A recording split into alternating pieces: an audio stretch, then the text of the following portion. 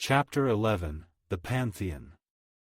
On the 11th day of my journey through Paris, I found myself drawn to the Pantheon, a monument that stands as a beacon of French history and architecture in the heart of the Latin Quarter. Known for its neoclassical design and as the final resting place of many of France's most revered citizens, the Pantheon promised a deep dive into the nation's legacy and the stories of those who shaped it.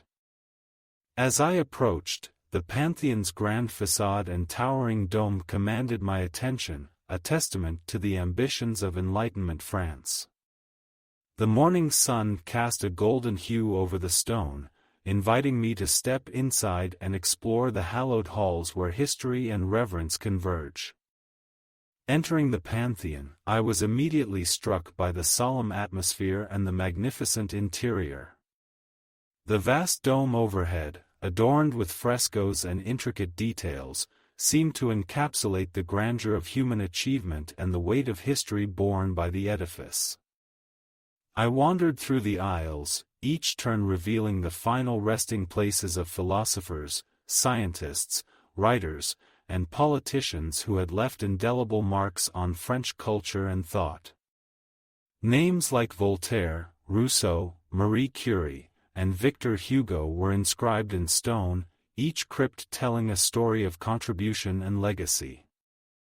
It was beside the crypt of Louis Braille, the inventor of the writing system that revolutionized life for the visually impaired, that I met Isabelle, a history teacher from Lyon. She was leading a small group of students on an educational tour, and her enthusiasm for the stories enshrined in the Pantheon was infectious. Isabelle shared fascinating insights into the lives of those commemorated within the walls, weaving together the threads of French history with the narratives of its national heroes. Our conversation flowed from the Enlightenment ideals that inspired the Pantheon's creation to the complexities of commemorating historical figures in modern France. Encouraged by Isabelle's knowledge and passion, I joined her group as they explored further. We delved into the Pantheon's role as a symbol of the nation's identity, discussing how each era of French history was represented within its chambers. As the visit drew to a close, I found myself reflecting on the power of memorials to inspire and educate. The Pantheon, with its solemn beauty and the stories it safeguards, offered a profound connection to the spirit of France and the individuals who have shaped its course. Isabelle and I parted ways at the exit, exchanging contact information and promises to share further discoveries. Walking away from the Pantheon, I felt enriched by the experience and the unexpected encounter that had deepened my appreciation for the monument and the history it embodies. The visit to the Pantheon was a highlight of my Parisian adventure, a day where the past and present merged, and the legacy of great minds and spirits was felt most acutely. It was a reminder of the enduring impact of history on our collective memory and identity. Chapter 12, A Day in Versailles. On my 12th day in Paris, I decided to venture beyond the city's boundaries and explore the opulent and historic Palace of Versailles. This grandiose symbol of royal absolutism and architectural splendor has long captivated visitors with its stories of kings and queens, lavish ceremonies, and the pivotal role it played in French history. The journey to Versailles was a seamless blend of anticipation and scenic beauty, with the French countryside unfolding before my eyes. Upon arrival, the sheer scale and magnificence of the palace were immediately striking. The golden gates, the meticulously landscaped gardens, and the grand facade set the stage for a day of exploration and discovery. I began my visit with a tour of the state apartments and the Hall of Mirrors, the heart of the palace where the kings of France once entertained guests in unrivaled splendor. Walking through these rooms, I was awestruck by the opulence, the intricate frescoes, the sparkling chandeliers, and the detailed craftsmanship spoke volumes about the extravagance of the royal court. As I admired the breathtaking beauty of the Hall of Mirrors, I met a fellow traveler named Emma. She, too, was enchanted by the palace's history and the stories that each room whispered. We decided to explore the gardens together, sharing our impressions of the palace and our experiences in Paris. The gardens of Versailles were a world unto themselves, a testament to the ambition and artistry of their creators. Emma and I wandered through the perfectly aligned rows of trees, the ornate fountains, and the grand canals, each feature designed to impress and entertain. We found ourselves marveling at the sheer size of the estate, imagining the lavish parties and gatherings that once took place within its grounds. One of the highlights of our visit was the Grand Trianon and the Petit Trianon, smaller palaces within the estate that offered a more intimate glimpse into the lives of the royalty who resided there. These buildings, each with its own unique charm and history, provided a counterpoint to the grandeur of the main palace. As the day turned into afternoon, Emma and I enjoyed a picnic in the gardens, savoring French delicacies and the serene beauty of our surroundings. Our conversation flowed easily, from our travels to our dreams, and the connection we shared made the experience all the more memorable. As the sun began to set, casting a golden glow over Versailles, we knew it was time to return to Paris. The day had been a journey through history, art, and friendship, a reminder of the power of places like Versailles to inspire and connect us. Saying goodbye to Emma, I felt grateful for the shared adventure and the new friend I had made. The Palace of Versailles had been more than a historical site, it had been a backdrop for making connections, for shared moments of wonder and discovery.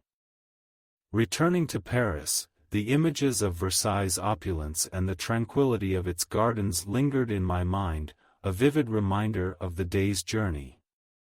It was an experience that highlighted the enduring allure of France's royal past and the timeless beauty of its cultural heritage. Chapter 13, Montparnasse Tower. On my 13th day in Paris, seeking a different perspective of the city, I decided to visit the Montparnasse Tower. Unlike the historic monuments and Baroque architecture that defined much of Paris, the Montparnasse Tower offered a modern contrast with its sleek, towering silhouette standing tall against the Parisian skyline. It promised an unparalleled view of the city from its observation deck, and I was eager to see Paris from this unique vantage point. The journey to the tower was filled with anticipation. As I approached, its presence dominated the surrounding area, a stark reminder of the city's move towards modernity amidst its ancient roots.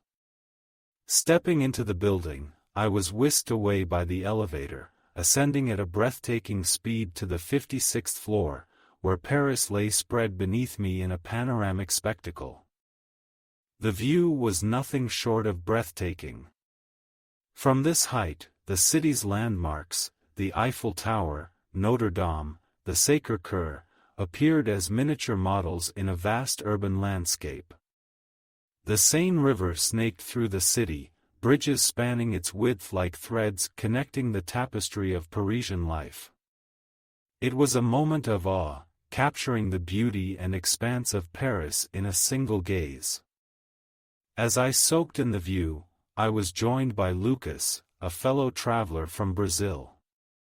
He shared my enthusiasm for the cityscape before us, pointing out landmarks and sharing snippets of history he had picked up during his travels. Our conversation, sparked by the shared wonder of the view, quickly delved into discussions about our favorite parts of Paris, the joys of travel, and the unique perspective offered by the Montparnasse Tower. Lucas suggested we venture to the open-air terrace on the 59th floor for an even more unobstructed view of the city. The wind greeted us as we stepped outside, but it was the 360-degree view of Paris that truly took our breath away. The city, bathed in the golden light of the setting sun, was a sight to behold. We captured the moment with our cameras, trying to preserve the beauty and emotion of the experience. Our shared moment at the top of Montparnasse Tower became the foundation for a budding friendship. Lucas and I decided to continue our exploration together, heading to a nearby cafe to enjoy a warm drink and continue our conversation. The cafe, with its cozy ambience and views of the bustling streets below, provided the perfect setting to reflect on our day and share stories of our travels. Visiting the Montparnasse Tower was more than just an opportunity to see Paris from above, it was a reminder of the city's dynamic blend of history and modernity. The experience was made all the richer by the connection I formed with Lucas, proving once again that travel is as much about the people you meet as the places you see.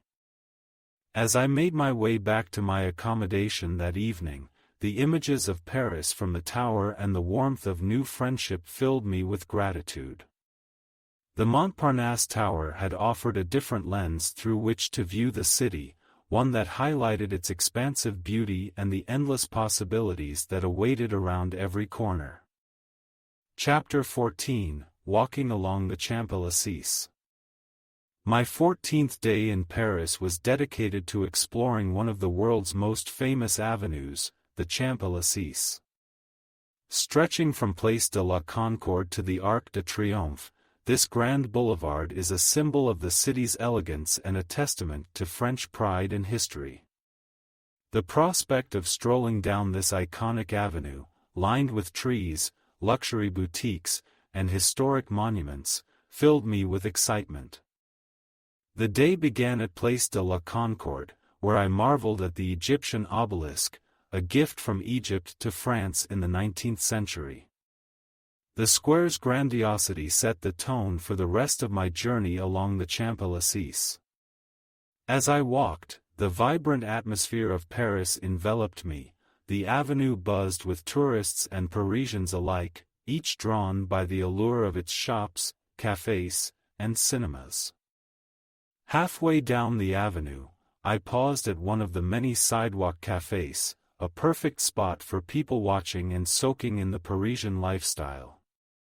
The air was filled with the rich aroma of coffee and freshly baked pastries, a sensory reminder of the city's culinary delights.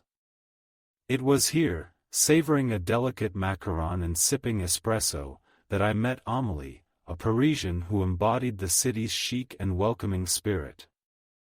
Amélie shared fascinating stories about the Champs-Élysées, from its inception as a simple field to its evolution into the bustling avenue we see today. She pointed out lesser-known facts about the buildings and statues we could see, enriching my understanding of the boulevard's cultural and historical significance. Invigorated by our conversation, Amélie suggested we continue our walk together, leading me towards the Arc de Triomphe. As we approached this monumental arch, the symbol of French triumph and resilience, Amélie recounted its history and the significance of the tomb of the unknown soldier beneath its vault. Standing at the base of the arch, looking up at its intricately carved sculptures, I was moved by the depth of history and the stories of valor it represented. Amélie and I climbed to the top of the Arc de Triomphe, where Paris spread out before us in all directions. The view from the terrace was spectacular, offering a new perspective on the Champs-Élysées and beyond. The Eiffel Tower, Montmartre, and the winding Seine River were visible, a panorama of the city that was both breathtaking and humbling. As the sun began to set, casting a golden light over the city, our day along the Champs-Élysées came to an end. Amélie and I parted ways with promises to stay in touch, my heart full of gratitude for the unexpected friendship and the shared experience. Walking back along the now illuminated avenue, the Champs-Élysées appeared even more magical under the glow of the streetlights. The day had been a beautiful exploration of Parisian life, history, and camaraderie, a reminder of the city's ability to bring people together and create lasting memories. The Champs-Élysées, with its grandeur and bustling energy, had captured a piece of my heart, embodying the spirit of Paris in every step. Chapter 15: The Catacombs of Paris. Venturing beneath the city's bustling streets on my 15th day in Paris, I decided to explore the eerie yet fascinating catacombs. This vast underground ossuary holds the remains of millions of Parisians, transferred there in the late 18th century to alleviate overcrowding in the city's cemeteries. The thought of wandering through the dimly lit tunnels, surrounded by history and silence, offered a stark contrast to the vibrant life above ground. Upon entering the catacombs, the cool air and the solemn quiet immediately enveloped me. The descent down the narrow staircase felt like a journey back in time, each step taking me deeper into the heart of Parisian history. The walls, lined with neatly arranged skulls and bones, told a silent story of the city's past, a reminder of the inevitable cycle of life and death. As I walked through the shadowy corridors, illuminated only by the occasional light fixture, I couldn't help but feel a sense of solemn reverence. The inscriptions and plaques along the way provided insights into the thoughts and philosophies of those who created this macabre repository. It was a profound experience, walking amidst the remains of generations, each skull and femur representing a life once lived. In the midst of this contemplative exploration, I met Alex, a fellow traveler from England with an interest in historical sites. Sharing the dimly lit path, we exchanged thoughts on the unique nature of the catacombs, the historical events that led to their creation, and the feeling of walking through a chapter of Paris's history. Alex's companionship added a layer of camaraderie to the experience. Our conversation turned to other historical sites we'd visited, comparing notes on the ways different cultures honor their dead and preserve their history. The catacombs, with their stark reminder of mortality and the passage of time, sparked a deep and meaningful exchange. After emerging from the quiet depths of the catacombs, Alex and I decided to spend the rest of the afternoon together, transitioning from the solemnity below to the lively streets of Paris.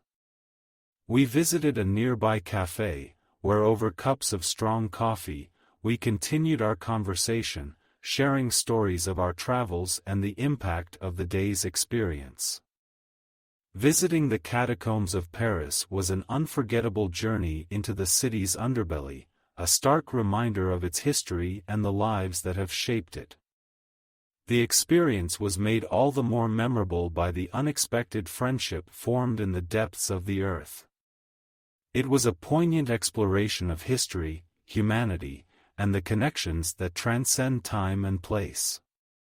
As I bid farewell to Alex, promising to stay in touch, I was reminded once again of the profound impact travel can have, not just in the places we see but in the people we meet and the shared moments that enrich our lives.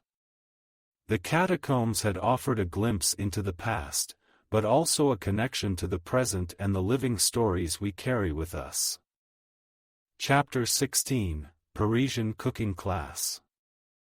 On my 16th day in Paris, inspired by the city's renowned culinary culture, I decided to dive deeper into the heart of French cuisine by enrolling in a Parisian cooking class.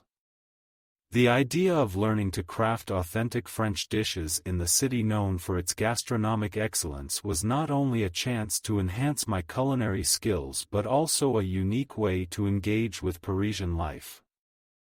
The class was held in a cozy kitchen studio in the Marais, a district famous for its food markets and vibrant culinary scene.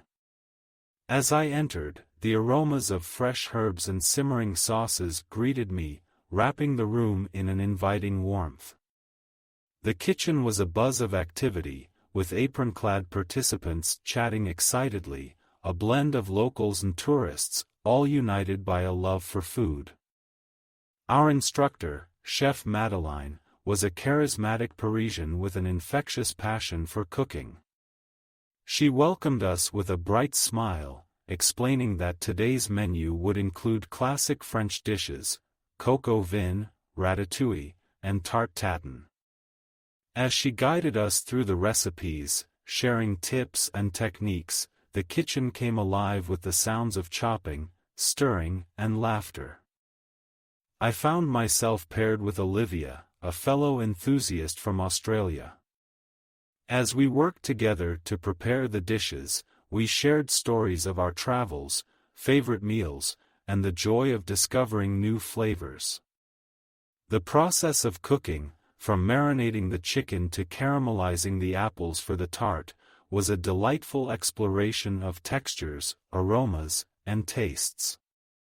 Chef Madeleine moved among us, offering advice and encouragement, her expertise turning even the most complex steps into achievable tasks.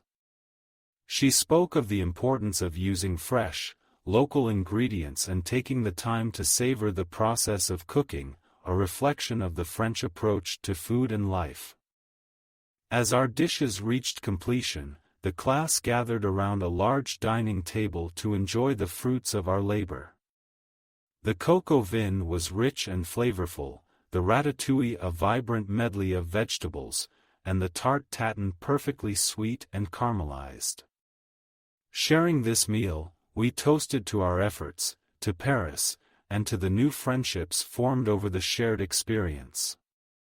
The cooking class was more than just a lesson in French cuisine, it was a celebration of the joy of cooking and the communal spirit of sharing a meal. Olivia and I exchanged contact information, promising to share recipes and culinary adventures in the future. As I left the studio, walking through the Marais with its bustling cafes and markets, I felt a deeper connection to Paris. The city had not only shared its culinary secrets with me but had also offered a taste of its warm, vibrant culture. This experience, rich in flavor and friendship, was a highlight of my Parisian journey, a reminder of the universal language of food and the memories created around the table. Chapter 17, Jazz Night in Saint-Germain-des-Prés. On the 17th evening of my Parisian adventure, I decided to immerse myself in the city's famed jazz scene with a visit to the historic district of Saint-Germain-des-Prés.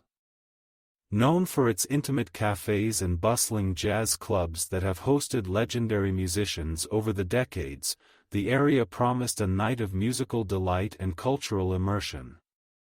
As twilight painted the Paris sky in shades of lavender and gold, I made my way to a renowned jazz club tucked away on a narrow street in Saint-Germain-des-Prés. The club, with its dim lighting and vintage decor, transported me back to the golden age of jazz in Paris, where the likes of Miles Davis and Duke Ellington once captivated audiences. The air inside was charged with anticipation as the crowd settled in, a mix of locals and tourists, all united by a love for jazz. I found a seat at a small table near the stage, the intimate setting fostering a sense of camaraderie among the audience. As the band took the stage, a hush fell over the crowd. The first notes of a saxophone filled the room, smooth and soulful, followed by the rich tones of a double bass and the subtle rhythms of a drum set. The music weaved a spell over the audience, each piece a journey through emotions and stories told without words. During the intermission, I struck up a conversation with Elise, a Parisian seated at my table. She was a regular at the club, drawn to the vibrant energy and the sense of community it offered. Elise shared stories about the club's history, its significance in the Paris jazz scene, and recommendations for other music spots in the city.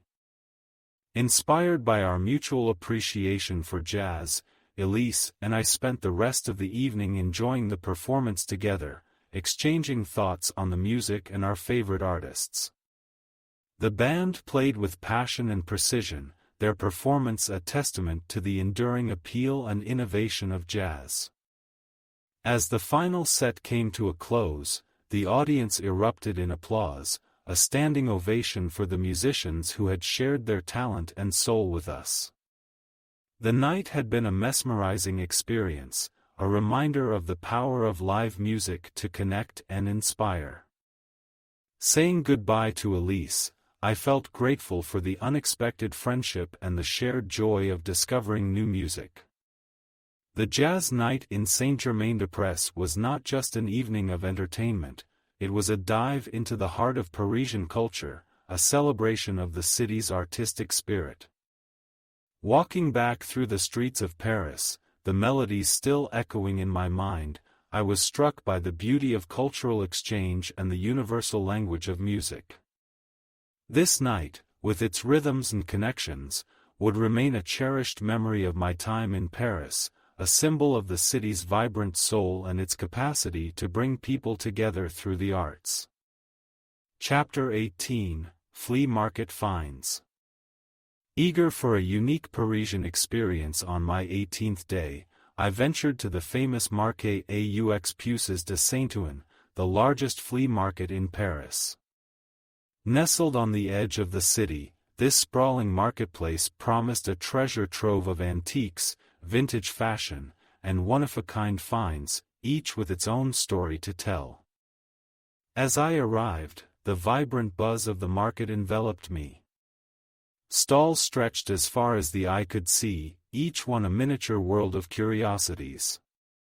The air was filled with the sounds of haggling and the scents of street food, creating a lively atmosphere that was quintessentially Parisian.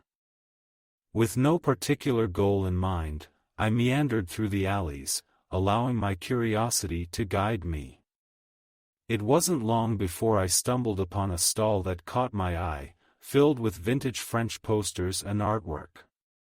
The colors were vivid, and the designs whimsical, each piece a snapshot of Paris's artistic heritage. While browsing, I struck up a conversation with the stall owner, Jacques, a Parisian with a deep passion for art and history. He shared fascinating stories about the origins of some of the pieces, from cabaret advertisements to classic movie posters. His enthusiasm was contagious, and I found myself captivated by the history and culture embedded in each item. Encouraged by Jacques' knowledge, I continued to explore the market with a new sense of purpose, seeking out items that spoke to the rich tapestry of Parisian life. From antique jewelry to vintage books, each find was a piece of the past, waiting to be rediscovered and cherished once again. My wanderings led me to a small café nestled within the market, a perfect spot to rest and reflect on the day's discoveries. As I sipped on a café au lait, I struck up a conversation with Lena, a fellow treasure hunter with an eye for vintage fashion. She shared her finds of the day, a beautiful collection of 1920s beaded dresses and Art Deco jewelry, each piece telling a story of elegance and timelessness. Inspired by Lena's discoveries, we decided to join forces, sharing tips on bargaining and uncovering hidden gems among the stalls. The afternoon passed in a blur of exploration and laughter, as we navigated the maze of the market together, each find sparking joy and a sense of accomplishment. As the market began to wind down and the sun started to set, casting a golden glow over the sea of stalls, Lena and I exchanged contact information, promising to share future flea market adventures. The day had been more than just a shopping trip, it was an exploration of Paris's history and a celebration of the art of the find. Leaving the Marché aux Puces, my bag filled with treasures and my heart full of memories, I felt a deep connection to Paris and its storied past. The flea market had offered a unique glimpse into the city's soul, where the beauty of the old is cherished and continues to inspire. Chapter 19, Sunset at Sacré-Cœur. On the 19th day of my stay in Paris, I decided to experience the city from a vantage point renowned for its breathtaking views and serene ambience, the steps of the Sacre-Cœur Basilica in Montmartre. As the day transitioned into evening, I made my way up the hill, excited for the promised panorama and the peaceful end to a day of exploration. The climb up to the basilica was a journey through the heart of Montmartre, past artists capturing the beauty of Paris on their canvases and quaint cafes spilling over with laughter and conversation. The lively atmosphere of the neighborhood was a stark contrast to the serene and sacred feeling that enveloped me as I approached the Sacre-Cœur. Reaching the top, I was greeted by the stunning sight of the basilica against the backdrop of a sky slowly painted in hues of orange, pink, and purple by the setting sun. The Sacre-Cœur, with its white domes gleaming in the soft light, offered a moment of tranquility and awe. I found a spot on the steps, where locals and tourists alike gathered to watch the sunset over Paris. The view was magnificent, the city spread out below, the landmarks of Paris silhouetted against the fading light. The Eiffel Tower, the Notre Dame, and the winding Seine River were all visible, a testament to the enduring beauty of the city. As I sat, absorbed in the moment, I struck up a conversation with Camille, a Parisian who had come to enjoy the peaceful end to the day just like me. She shared her love for Paris, pointing out her favorite spots in the cityscape below and recounting stories of her life in the city. Her insights added depth to the view, transforming the landmarks from postcard images to places rich with personal stories and historical significance. Together, we watched as the sun dipped below the horizon, the city lights beginning to twinkle one by one, turning Paris into a sea of light. The moment was magical, a shared experience that transcended language and culture. Camille's company and the stories we exchanged made the sunset even more memorable, a reminder of the connections that can form in the most unexpected places.